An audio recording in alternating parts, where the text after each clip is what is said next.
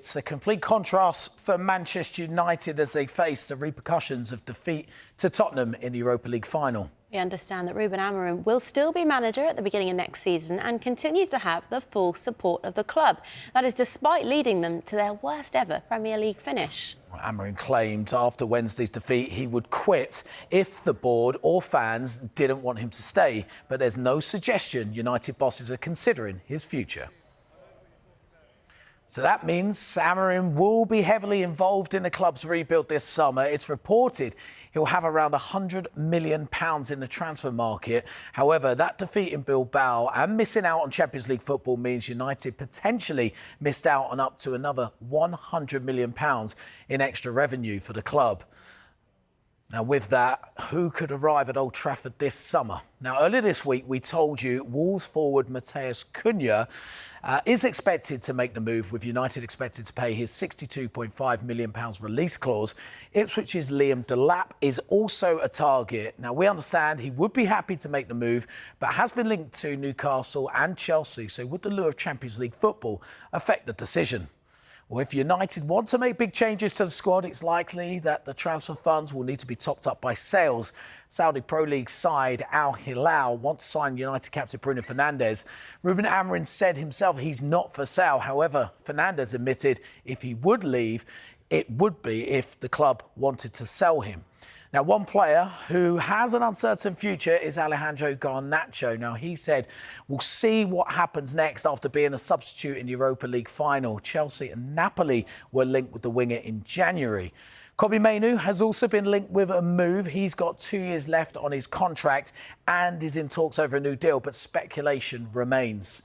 Now, with United making moves to sign attacking players, what does the future hold for these two, Rasmus Højlund and Joshua Zirkzee? Well, they've both struggled for goals, and there are reports claiming clubs in Italy are interested. But the most likely players to be sold, though, are those out on loan right now. Now, Barcelona sporting director Deco says they like Marcus Rashford. Rashford will make a decision on his future at the end of the season, but wants to play Champions League football. And what about these two? Come up here. Now, Chelsea have an obligation to sign Jadon Sancho, but could pay £5 million for him to return to Manchester United instead, while Antony has been in great form since joining Real Betis on loan. Christian Eriksen and Victor Lindelof, meanwhile, are expected to leave when their contracts expire next month. So a lot to consider for Sir Jim Ratcliffe as he oversees football operations at the club. And there was more bad news for United's finances yesterday. Now, the share price on the New York Stock Exchange dropped significantly on Thursday. The price dropped by 8.6% in the space of just 24 hours, making it one of yesterday's biggest fallers. What I don't buy is this idea that the whole squad is somehow unsuited, that it needs a radical clear out. Yes, they do need to do some trading. They need to move on some players, some of the higher earners, some of the older players.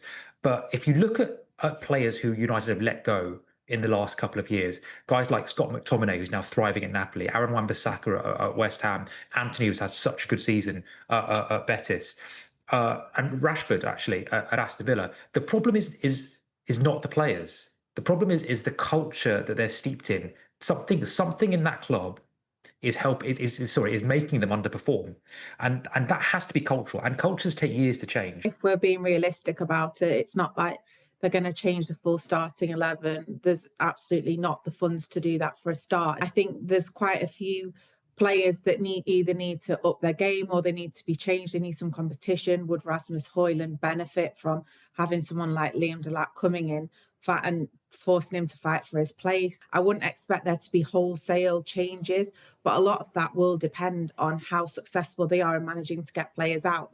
They've got this £100 million budget that they can spend, which should be able to get them their targets that they want in terms of Cunha, who should cost them around 63 million, and then Delap, if they could get him as well, that he would cost around 30, but then they can bolster that by sales. But like I said, historically in the last decade, they've not been very good at negotiating the best price for them players.